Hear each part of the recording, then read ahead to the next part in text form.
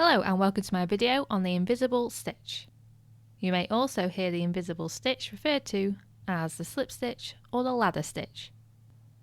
The invisible stitch is a very useful hand sewing stitch to know, and it's used for closing open seams from the outside.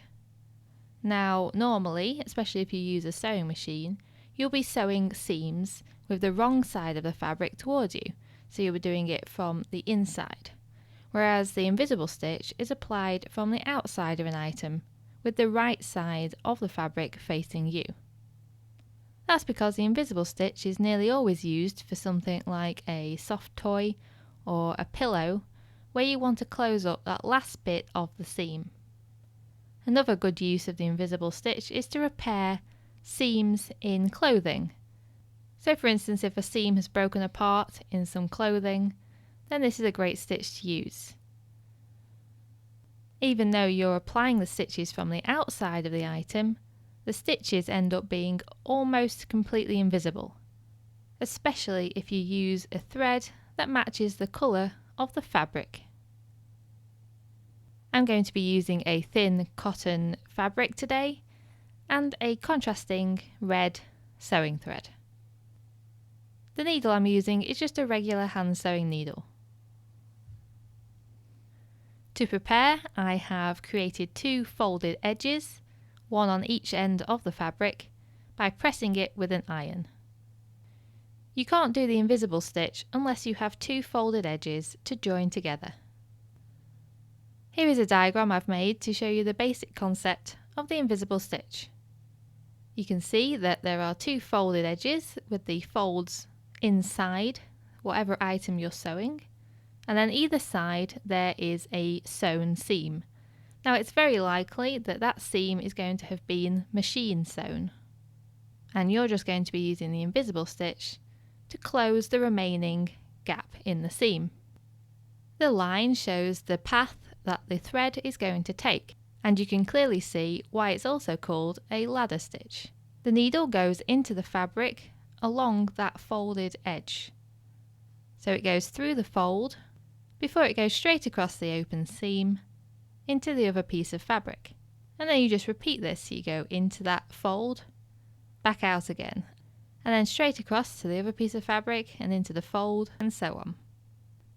When you tighten the stitches by pulling the thread parallel to the seam, the folded edges will come together and the stitches will all but disappear.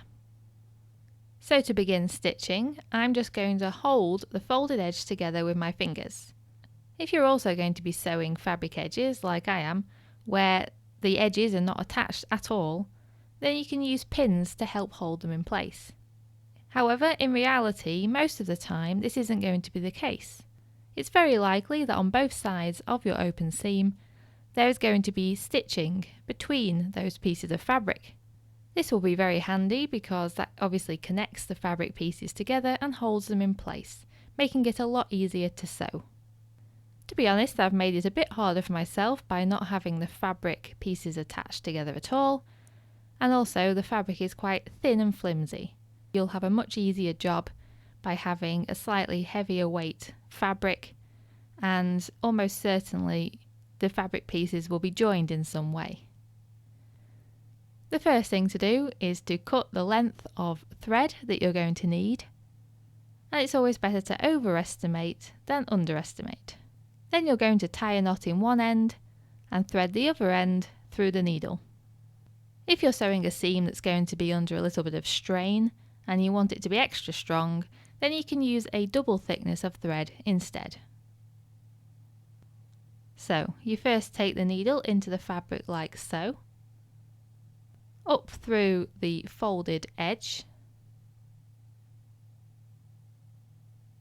at the point where you want to start the stitch. This hides the knot on the inside of the seam. As you move along the seam, make sure that you keep the edges pinched together with your fingers so that they are aligned. The next step is to take the needle straight across the open seam from one folded edge to the other. So you leave one folded edge go straight across the seam and into the top of the next folded edge. Now this can be a bit fiddly, especially if you're using a thin fabric like I am. Once you get the needle tip into that folded edge, you need to then feed the needle under that edge for about 5mm or about 1/4 of an inch, and then push the needle back up through the folded edge. So basically all of the stitches are hidden beneath the folded edges of fabric. And then you just repeat those steps again. So you take your needle from one side of the seam straight across to the other, into the folded edge, across 5mm or so, and then back out of that folded edge. And then again you go straight back across that open seam and into the fold on the other side. And you keep repeating this. The stitches form a kind of ladder effect. One thing to note is that the closer you make your stitches, or the shorter you make your stitches, the stronger the seam is going to be. Stitches that are about 5mm long are ideal for most projects. If the seam is going to be under a particular amount of strain or stress, then it's probably better to make these stitches shorter and closer together, just to increase the seam strength. So you carry on in this manner all along the open seam until you get to the other side.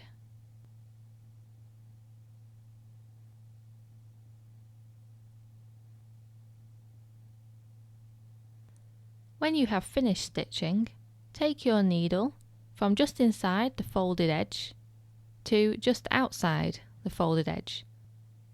You want to try and do this as close as possible to the folded edge.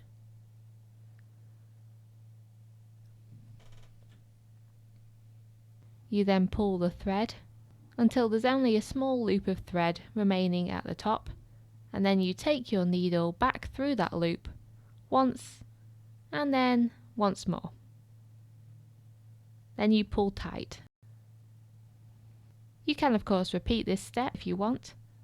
The more knots you do, of course, the more secure your thread will be. If you want to hide the excess thread, you can take your needle through that sewn up seam and then push the needle out through one side of the fabric. You then cut off the excess thread that's visible on the outside of the fabric, and that will cause the thread to disappear from view inside the seam. I hope this video has been useful for you, and thank you very much for watching.